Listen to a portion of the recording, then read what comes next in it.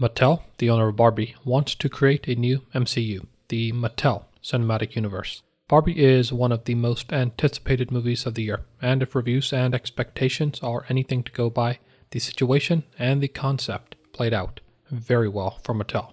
Mattel Films is the quiet film production division of Mattel, which is the world's second largest toy maker in terms of revenue after Lego.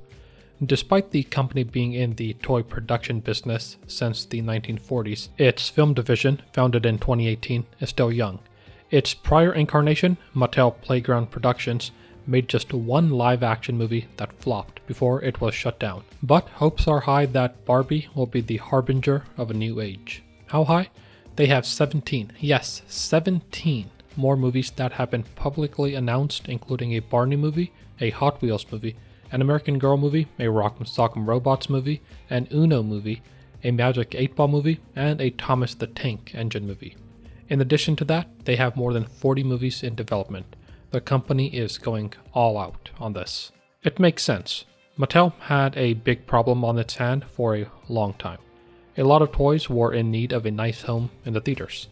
Ynon Kreiz, who became the CEO of Mattel in 2018, saw Marvel as an example of what Mattel could be. Marvel had gone from being a successful comic book company in the middle of the 20th century to filing for bankruptcy in 1996 to, 12 years later, launching the most successful movie franchise in cinema history.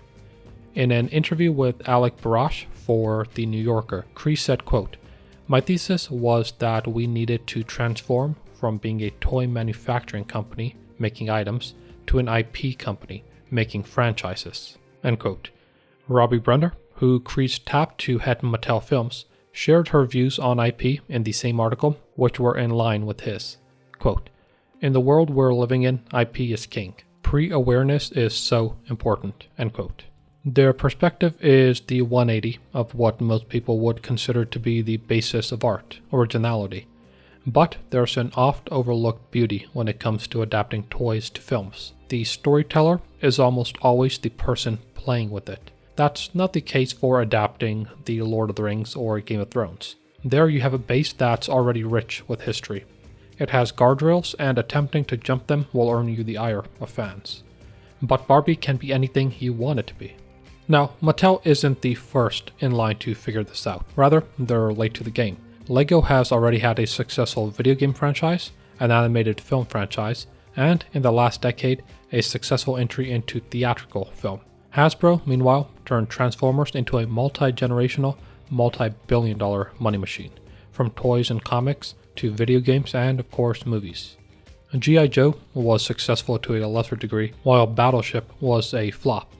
Just because you have something that people like in one medium does not mean that it'll transfer over to another.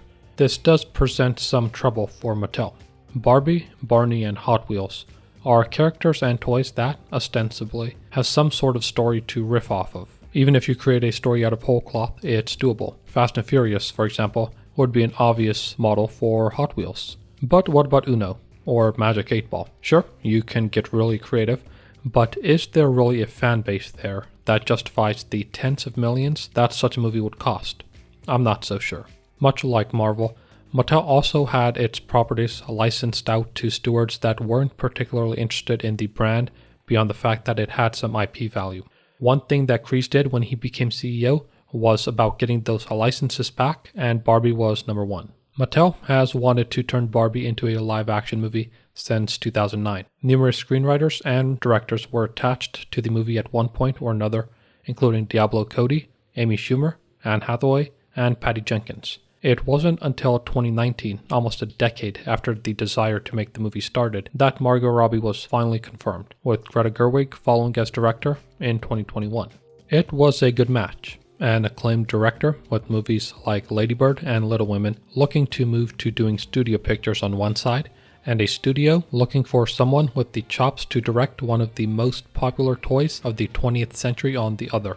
It was probably one of the few pictures where Gerwig could get a large budget.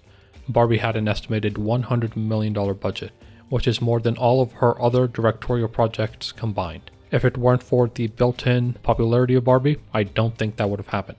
Now, Mattel is unique in the number of properties that they're putting into production and development. It reminds one of the toys themselves. There are so many variations of Barbie and Ken that it's impossible to keep on top of. Some were popular, many weren't.